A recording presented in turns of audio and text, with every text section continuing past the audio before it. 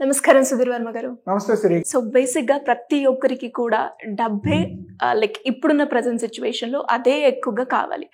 మనకున్న డబ్బుతో ఆ డబ్బుని డబ్బులు చేస్తూ డబ్బుని ఎలా సృష్టించవచ్చు అంటారు? తాకట్టులో ఉన్న బంగారాన్ని విడిపించి ఆ రోజు ఆన్లైన్ రేటుకే మేము కొంటాం. Sharma gold company. డబ్బుతో డబ్బుని ఎలా సృష్టించాలి, రైట్? చాలా మంచి క్వశ్చన్. ఈ క్వశ్చన్ మీరు ఎవరినైనా ఒక జనరల్ పీపుల్ని అడిగితే ఫస్ట్ మీకు వచ్చే అడ్వైజ్ ఏంటి అంటే బ్యాంక్లో పెట్టి ఎఫ్డీ వేయండి, 6 ఏళ్ళు 7 ఏళ్ళకి డబ్బులు డబుల్ అవుతాయి, మళ్ళీ అట్లా బ్యాంక్లో వేయండి, మళ్ళీ 7 ఏళ్ళకి డబుల్ అవుతాయి, ఇలా చెప్తూ ఉంటారు. అది కొంతవరకు ఓకే, మెజారిటీ నాట్ ఓకే. ఎఫ్డీలో వేయడానికి మీ సలహా నాకు అవసరం లేదు. ఇంకా తక్కువ టైంలో ఇంకా ఎక్కువ రెవెన్యూ ఏమైనా జనరేట్ చేయగలం అంటే మీరు ఇప్పుడు ఒక మాట అన్నారు చూసారా, మనిషికి డబ్బు ఇంపార్టెంట్ అండి, ఖచ్చితంగా ఇంపార్టెంట్. అందులో ఏ క్వశ్చన్ ఏ డౌట్ లేదు. మనం ఇప్పుడు సర్వైవ్ అవ్వాలన్నా, బస్సు ఎక్కువ ప్లేస్కి వెళ్ళాలన్నా, ట్రైన్ ఎక్కాలన్నా, ఫ్లైట్ ఎక్కాలన్నా, భోజనం చేయాలన్నా ప్రతిదానికి డబ్బు అవసరం. డబ్బు లేకుండా అయితే ఏం దొరకదు కదా. అయితే కొందరు ఏమనుకుంటారు, నాకు నెలకి ఎంత వస్తే సరిపోతుంది అని కొందరు అనుకుంటారు. కొంతమంది నేను నెలకి ఎంత సంపాదిస్తే బాగుంటుంది అనుకుంటారు. నాకు ఎక్కువ కావాలని కాదు. కొంతమందికి ఏంటంటే డబ్బులు సంపాదించడం ప్యాషన్. యండమూరి వీరేంద్రనాథ్ గారు తన నవల్స్లో మెజారిటీ పాయింట్ చెప్పేది ఏంటంటే డబ్బు సంపాదించడం ఒక వ్యసనం, ఒక మజా. అది ఎప్పుడైతే మీకు బాగా అలవాటు పడుతుందో మీరు వేరే విషయాల్ని పెద్దగా ఇష్టపడరు. అయితే ఈ సంపాదించడం అనే దాని గురించి మనం మాట్లాడితే which is ethical and legal అండి. అన్ఎథికల్గా, అన్వాంటెడ్గా, చీటింగ్స్, స్కామ్స్ వీటి గురించి మనం మాట్లాడకూడదు. ఎథికల్గా, లీగల్గా, లెజిటిమేట్గా సంపాదించేది సంపాదన, వ్యాపారంలో కానీ ఉద్యోగంలో కానీ. అయితే ఈ డబ్బు మీ దగ్గర ఆల్రెడీ కొంత డబ్బు ఉంది, దీన్ని ఇంకా ఎలాగ మనం డబ్బులు రెట్టింపు చేయాలి, లేదంటే దాని నుంచి ఇంకో కొత్త రెవెన్యూని ఎలా జనరేట్ చేయాలని ఆలోచిస్తే యూజువల్గా మనం ఒక స్టార్టప్ లేదా బిజినెస్ ఐడియా గురించి మాట్లాడుకుందాం. ఒక సింపుల్గా నా దగ్గర ఏదో ఒక స్టార్టప్ ఐడియా ఉందండి, నాకు ఒక 10 కోట్ల రూపాయలు ఇన్వెస్ట్మెంట్ కావాలి. 10 కోట్ల రూపాయలు ఇన్వెస్ట్మెంట్ కావాలి.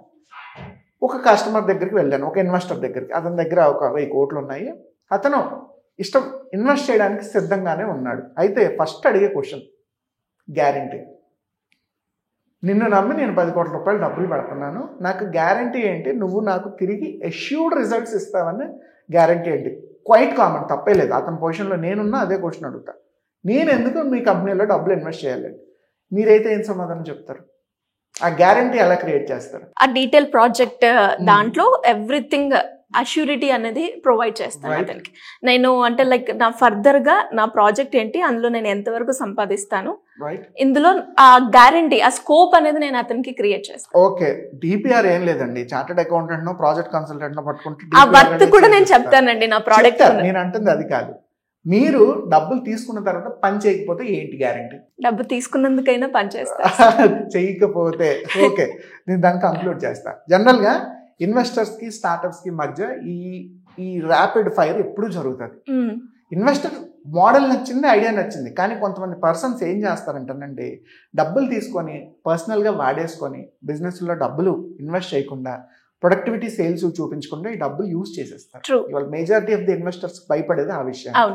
సో అటువంటప్పుడు ఇతని దగ్గర డబ్బులు ఉన్నాయి, ఈ డబ్బుల నుంచి కొత్త డబ్బులు సృష్టించడం ఎలా అన్న కాన్సెప్ట్ మనం మాట్లాడితే, ఈ డబ్బుల్ని ఒక ఎఫ్డి అకౌంట్లో వేయండి.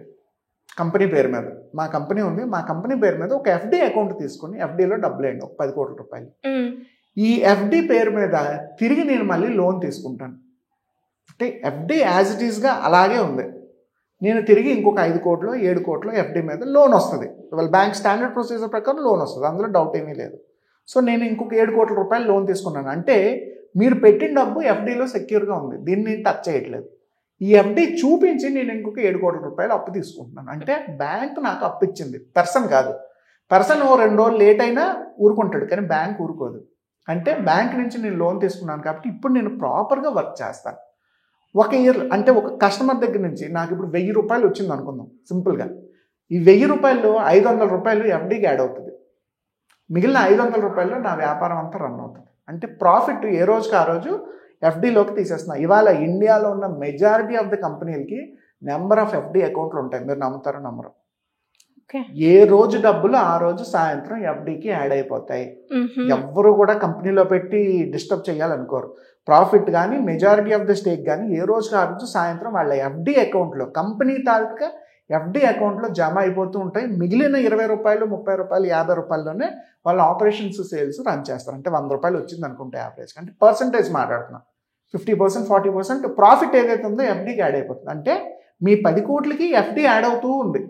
ఎఫ్డీ మీద మళ్ళీ రిటర్న్స్ వస్తాయి, అది సెకండరీ. ఎఫ్డీ యాడ్ అవుతుంది అంటే మీ ప్రాఫిట్ ఏ రోజుకి ఆ రోజు పక్కన తీసేస్తున్నారు. ఇలా ఒక 5 ఏళ్ళు రన్ చేశారు అనుకోండి, మీ ఎఫ్డీ అమౌంట్ డబుల్ అయింది.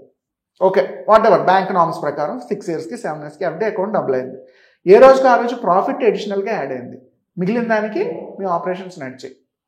అంటే మీ దగ్గర ఉన్న 10 కోట్లు చూడండి, ఒక 5-6 ఇయర్స్ ఒక స్టార్టప్లో పెట్టాలి అనుకుంటే ఎఫ్డీ ద్వారా డబుల్ అయింది, ప్రాఫిట్ ద్వారా అడిషనల్ డబ్బులు వచ్చాయి. అంటే మీరు పెట్టిన డబ్బులు సెక్యూర్గా ఉన్నాయా లేదా? అంటే డబ్బు, ఇది ఒక ఎగ్జాంపుల్. ఇలాగే చెయ్యాలని ఏమీ కాదు. డబ్బుతో డబ్బును సృష్టించడం ఎలా. మీ దగ్గర ఒక 1,00,000 రూపాయలు ఉన్నాయనుకున్నాం.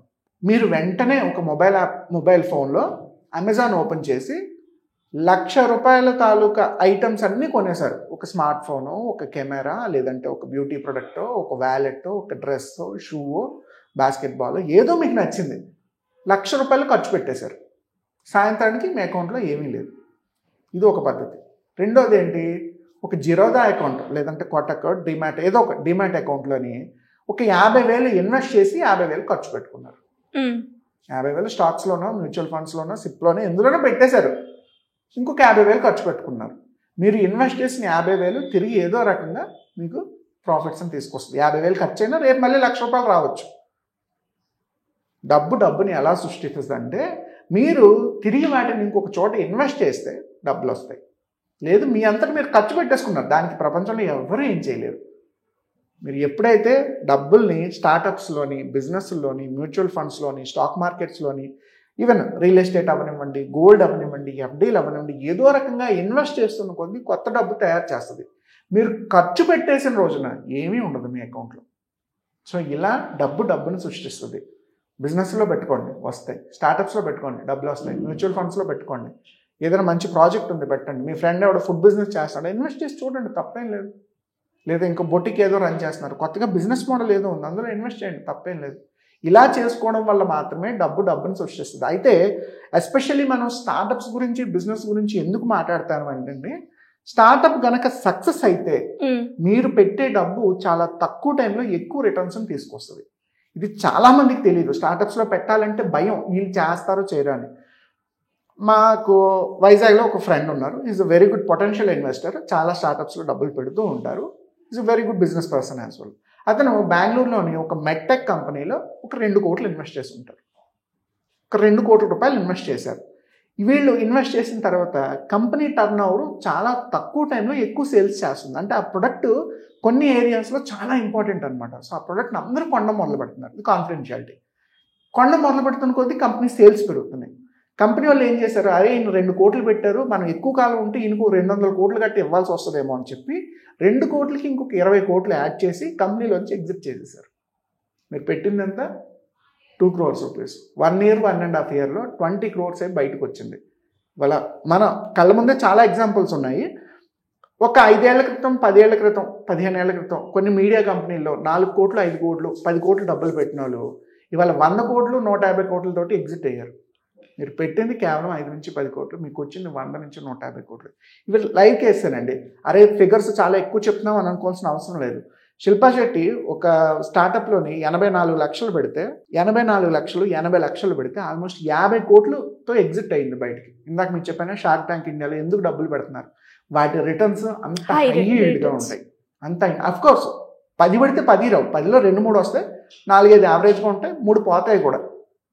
బట్ స్టార్టప్స్లో డబ్బులు పెట్టడం వల్ల ఈ అడ్వాంటేజ్ ఉంది. సో ఎవరైనా పొటెన్షియల్ ఇన్వెస్టర్స్ ఉంటే డబ్బుని తక్కువ టైంలో ఎక్కువ రిటర్న్స్ వచ్చే విధంగా ఎలా ప్లాన్ చేసుకోవాలనుకుంటే ఐడియాని ప్రాపర్గా వెరిఫై చేయండి, వాటి ప్రొజెక్షన్స్ చెక్ చేయండి, ఫ్యూచరిస్టిక్గా ఆ ప్రొడక్ట్ లేదా సర్వీస్ ఎంత డిమాండింగ్ ఉందో చూడండి. అటువంటివి కనుకుంటే ఖచ్చితంగా స్టార్టప్స్లోనో, బిజినెస్లోనో, స్టాక్ మార్కెట్లోనో డబ్బులు పెట్టుకుంటే డబ్బుని తక్కువ టైంలో ఎక్కువ చేసి చూపిస్తుంది. ఎందుకంటే మనం 1980, 1970లో లేవు, ఇది 2024. ఈరోజు స్టార్టప్స్ ఉన్న డిమాండ్ చాలా ఎక్కువ. ఓవర్ నైట్లో ఒక స్టార్టప్ 1 కోటి డౌన్లోడ్స్ పడిందంటే కంపెనీ వాల్యుయేషన్ 5,000 కోట్లకి వెళ్ళిపోయినట్టే. మీరు పెట్టేది అంత 5 కోట్లు 10 కోట్లు, మీ వాల్యూ ఈజీగా 100 కోట్ల వరకు వెళ్తుంది. సో వాళ్ళ స్టార్టప్స్కి అంత డిమాండ్ ఉంది. సో తక్కువ టైంలో ఎక్కువ డబ్బులు సంపాదించాలనుకుంటే invest in startups and business. So ఇలా ఎవరైనా కూడా బిజినెస్ ఐడియా కోసం కావచ్చు, మార్కెట్ పరంగా గ్రో అవ్వాలి అనుకునే వాళ్ళు కావచ్చు, కస్టమర్ రిటెన్షన్ గురించి కావచ్చు, ఇలా బిజినెస్ పరంగా ఎలాంటి డౌట్స్ ఉన్నా మిమ్మల్ని ఏ రకంగా అప్రోచ్ అయ్యే ఛాన్స్ ఉందంటారు? నైస్ సరే.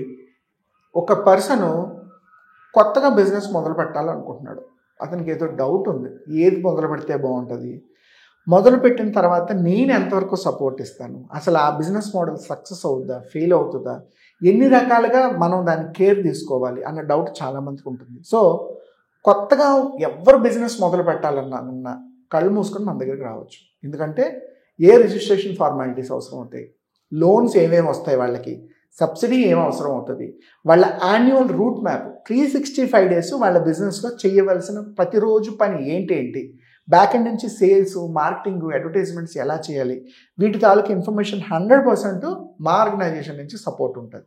2, ఆల్రెడీ కొత్త బిజినెస్ పెట్టేశారు, ఒక 1 year 2 years అవుతుంది, ఏదో దానికి ప్రాబ్లం ఉంది, ఇష్యూ ఉంది, సేల్స్ సరిగ్గా అవ్వట్లేదు, అటువంటి సేల్స్ని ఎలా చేయాలి, లేదా వాళ్ళకి తెలియకుండా జరుగుతున్న మిస్టేక్స్ ఏంటి.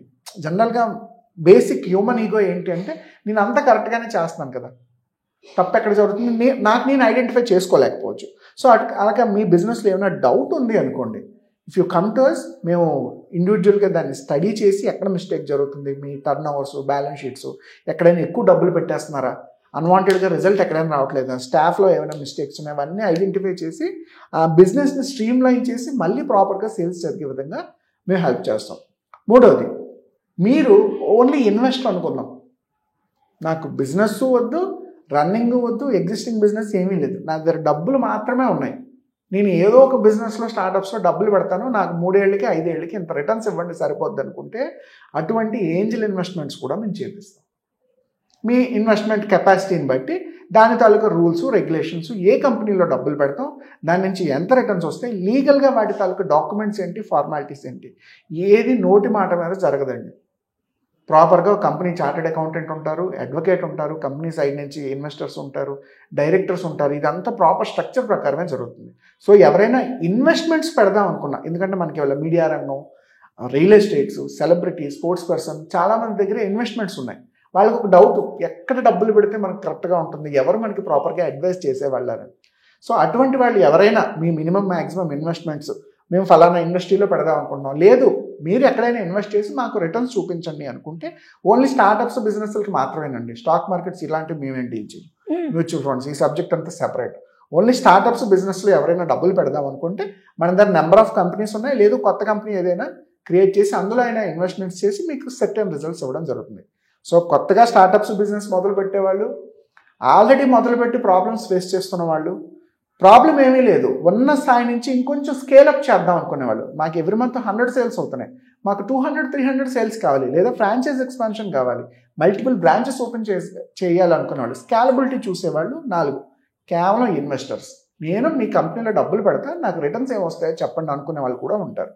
సో ఈ 4 రకాల్లో ఏ కేటగిరీ పర్సన్ మన దగ్గరికి వచ్చినా, మంది ట్రస్టెడ్ కంపెనీ, కొత్తగా మొదలుపెట్టింది కాదు, 7 years 8 years పోర్ట్ఫోలియో ఉంది, మనకి టర్న్ ఓవర్ ఉంది. సో కంపెనీ నార్మ్స్ ప్రకారం, టర్మ్స్ అండ్ కండిషన్స్ ప్రకారం మీ బిజినెస్ని హెల్ప్ చేసే విధంగా మా సర్వీస్ ఇవ్వడం జరుగుతుంది. సో ఇంట్రెస్ట్ ఉన్న వాళ్ళు ఎవరైనా సరే కింద కనిపిస్తున్న నెంబర్కి కాల్ చేస్తే అక్కడ నుంచి అపాయింట్మెంట్ బుక్ చేసుకొని ఫర్దర్గా మీకు కావాల్సిన కన్సల్టింగ్ గైడ్లైన్స్ అన్నీ కూడా మా ఆర్గనైజేషన్ నుంచి ఇవ్వడం జరుగుతుంది. Thank you sir, thank you so much. Thank you Siri, have a good day.